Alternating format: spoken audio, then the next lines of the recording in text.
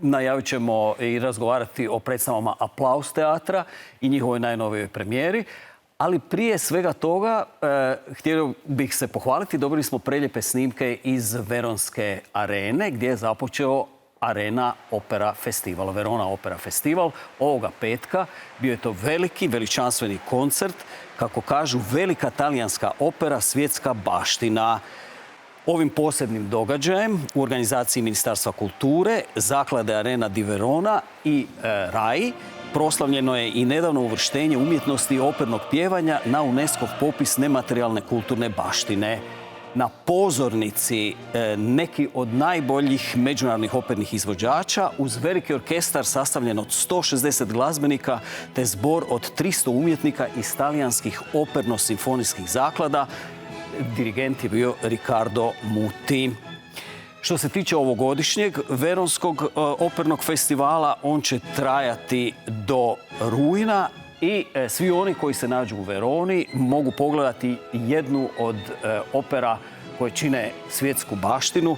Je li to Aida, u čak dvije verzije, stara verzija iz 1913. ili nova prošlogodišnja verzija Aide koja će igrati do 1. kolovoza koju je režirao Stefano Poda. Ove godine vidjet ćemo još Turandota, Seviljskog brijača, Carmen, La Bohème i Tosku.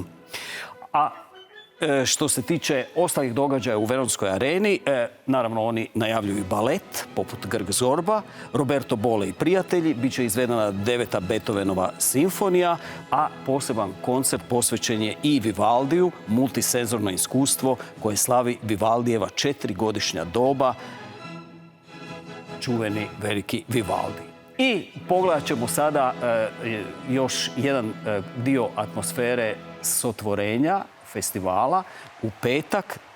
To je tenor Juan Diego Flores koji je izveo ariju koju zna cijeli svijet, Žena je varljiva, iz Verdijevog Rigoleta.